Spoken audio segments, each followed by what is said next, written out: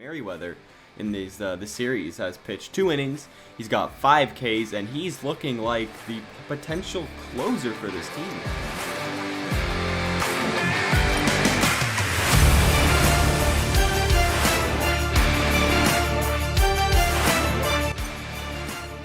Hello, everybody. Welcome back to the 450 Dead Center channel. Chris here with Daniel. Hello. And the Jays won the first series this year. First time in probably a long while that we actually won or didn't split the first series. Let's go. Big win against the Yankees today. Yeah, Huge win. I was gonna say, to even top it off, it was against the New York Yankees, are probably primarily they're mainly gonna be our division rival right now. But I mean, by the way it's looking, Daniel, Baltimore seems to be the team to beat. Yeah, 100%. Baltimore is killing it lately, and people. What was the thing? They had like a 0% playoff. Yeah, they have a 0% chance like of making the playoffs. I swear, if they make the playoffs, then they I got some would laugh. explaining to do. I would laugh. They got some explaining. They defied all the odds. They said it was impossible. All right, but yeah, we're not here to talk about Baltimore destroying the Red Sox. We're here to talk about. This is our first J series recap. Oh yeah, we're here to talk about the Jays taking a 2-1 series win over the New York Yankees in the Bronx. What are some good things that we've seen, Daniel? Well, one, baseball's back, which is beautiful considering it was the opening series of the season. I love it, and it was a great day for baseball today. It was like It was 15 degrees beautiful outside. today. Game 3 looked it was beautiful the whole series, except like the first game was kind of cold, but. Yeah, but other than that, it was nice days for baseball. Yeah. Well, game 1, for anyone who didn't watch, we live streamed it and ended up going 10 innings with a beautiful Jays 3-2 series win, or game win, my bad. Oh yes, for sure. That was a great win. It's always good to win opening day. That's pretty much all you want to do because you pretty much start the year over 500. That's something great to one say. key play in that whole game, which I hate on him for his defense, and I was hating on him during the stream, but Marcus Semien made a beautiful diving play. Oh yeah, for sure. And I think Hyunjin Ryu actually looked better than Garrett Cole once again. He finished higher than him in the Cy Young Award votes last year, and now he's might be even pitching better than Garrett Cole right now. So I guess maybe that sticky substance thing Cole isn't that did good have for Cole. the higher strikeouts that game. Ryu looked in control the entire game. He did, but also Garrett Cole is a strikeout pitcher, while Ryu is more of a soft contact type of guy. So the first game was a good game. Randall drove in the winning run in the top of the 10th, and then Julian Merriweather completely struck out the side in the bottom of the 10th, which is something that you absolutely love to see. And Merriweather in this series has pitched 2 innings. He's got 5 Ks, and he's looking like the potential closer for this team. Yeah, he's been looking. The whole bullpen actually looked, except Dolis in game 2 there probably. with Dolis in game 2, who kind of struggled, which we ended up losing 5-3. But yeah, the whole bullpen looks phenomenal the entire series. For sure. I'm loving how And Romano I agree with you. today. Merriweather definitely could be the closer for this team, 100%. Yeah, you're throwing 100 out of the bullpen, and then all of a sudden you're dropping in like an 80 curveball. That's disgusting. That's like unhittable pretty much. But also, I have to say, Romano and Dolis were looked at as the two guys who were going to be the closers probably for this year. But I'm very excited to see how Merriweather progresses. Obviously, he's only thrown 2 innings and he's stricken out 5 Yankees. But if he can keep this up, Daniel, we're looking at a potential Devin Williams outbreak type season here. Yeah, especially he's older, which is for everyone. No one knows Julian Merriweather, even though he's 29 years old. It's because he had so many injuries. They end up getting him in the Donaldson deal as the player to be named later, which is just amazing looking back at it now. Oh, what a steal!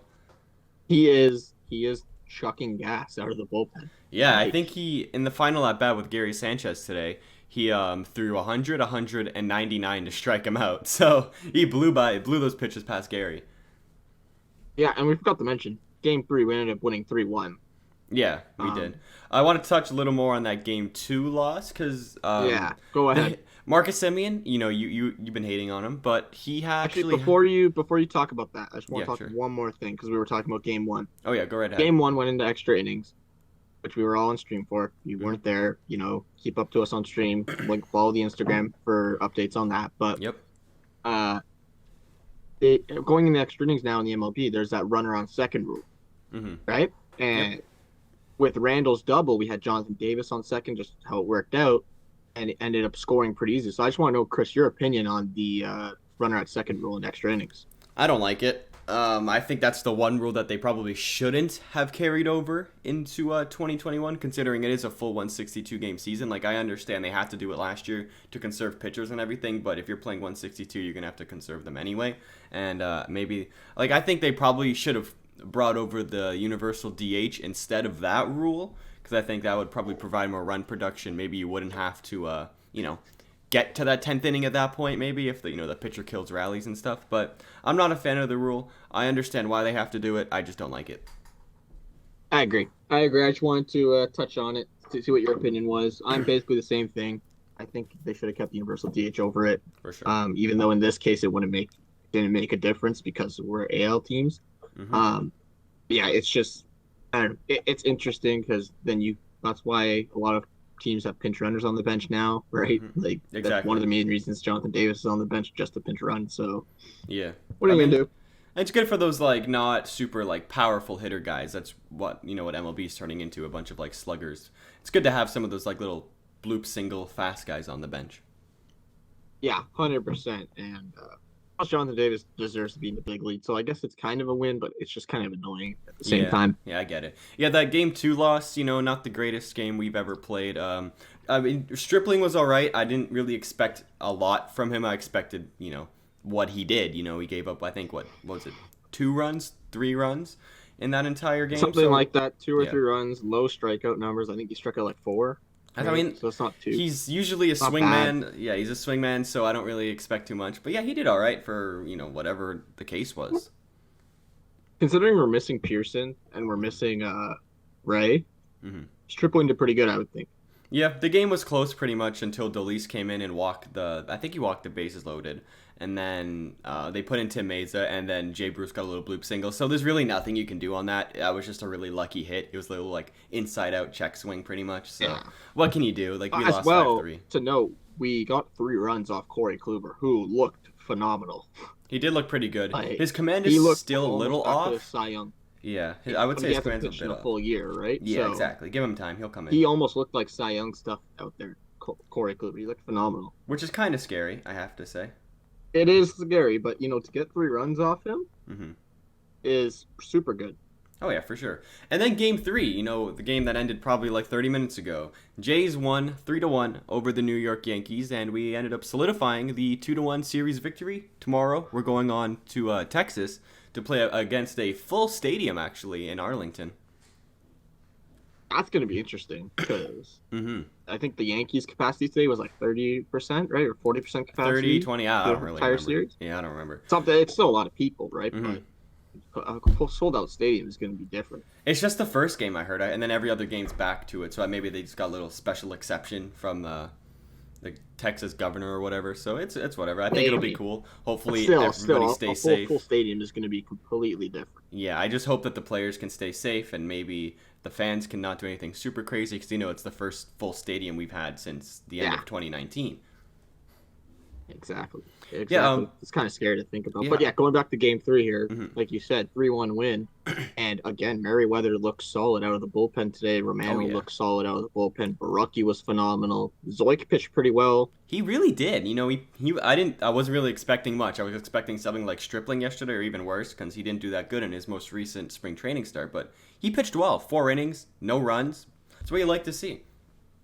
Exactly. And you also mentioned when we were on live stream broadcasting the first game, you mentioned that like you were expecting to win the first game and then lose the next 2, but the fact that we won 2 out of 3 here is huge, especially against the Yankees. I'll gladly take that. I love being wrong. I love being proved wrong like that too, especially if the Jays are winning.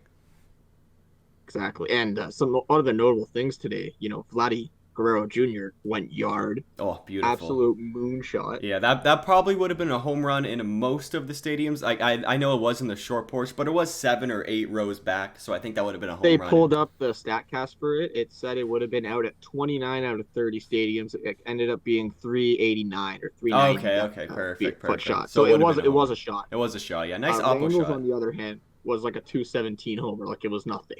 Who, Randall's? Yeah, Randall's homer apparently was shorter. No, but yeah, it was shorter, but it was hit to left field, so that's why Randall. But his was like Yeah. one of those like line drive home runs. He hit it really Yes, hard. that's true. Yeah, I heard Vladdy's I think was around 105, 6, 7 off the bat. Randall's was like 111, so he crushed it. Both of them went yard today. Those were the 3 runs today. And literally all those Uh, runs came in the second inning, and then that was it. Michael King, got to give him credit. He shut us down for that rest of the game. He pitched a gem. Also, we could have had so many runs today. We had, I think, the bases loaded like 3 or 4 times today watching. A couple times, yeah. And I mean, so did the Yankees though, and we stopped Yeah, them. we did pitch out of some good trouble. Romano again, Good like I said before, defense. pitched well. Great defense from So, Bichette, from Simeon, even Biggio. He played well.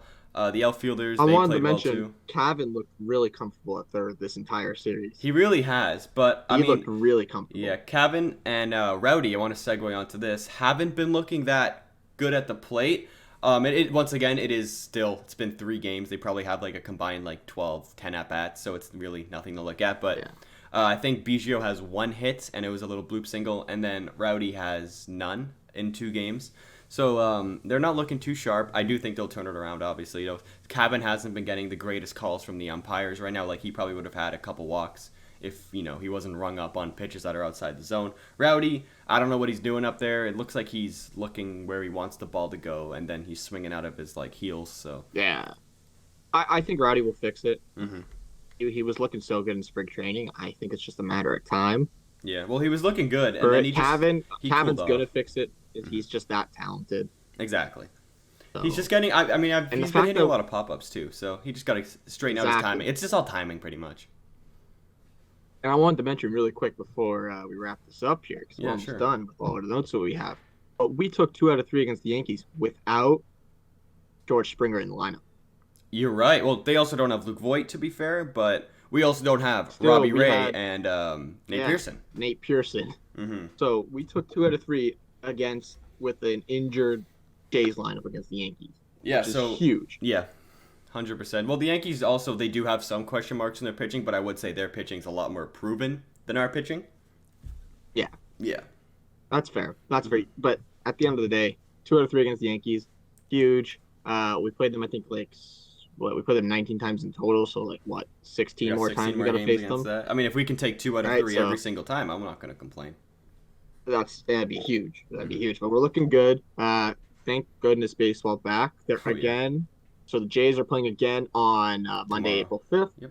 Which is tomorrow against Texas, in Texas, like we mentioned. It's a sold-out stadium. hmm I'm excited. I think Steven Matz is pitching that day, right? Yeah, I think we got Mats tomorrow, Roark on Tuesday, and then back to Ryu on Wednesday. Yeah. So we So might. I think it'll be another 2 out of 3. Yeah, minimum because Roark. Rangers. I mean, but also Texas, they really don't have pitching. Like Dane Dunning is going against Roark, and I don't think Dave Dunning's pitched in the MLB yet. So we'll see how that That's his happens. first pitch. That's his first. I think it's his first. Start. First start. Yes, thank you. I don't know why I'm blanking. Either way, it's going to But- be a good series. Hopefully, we can sweep them. That would be ideal to go. Maybe we can go like 5-1 right now, or yeah, 5-1 to start the That'd year. be huge. If That we would go be huge. 5-1 early, and then I think we're up against the Angels the following week, right? So, I believe so. so it'll be interesting. I'm excited for it. I'm super excited. Chris is excited, as you can tell. Yep. We're hoping to bring you guys each series recap after each game. And yeah, I think that's about it. Yeah, I think that's all I have to say. So if you guys want to see more of these series recaps, make sure to hit the like and subscribe button. We're almost at 300 subscribers. I think we're at like 291. So thank you so much for the support, guys. And I think with all that being said, we'll see you guys later. Goodbye.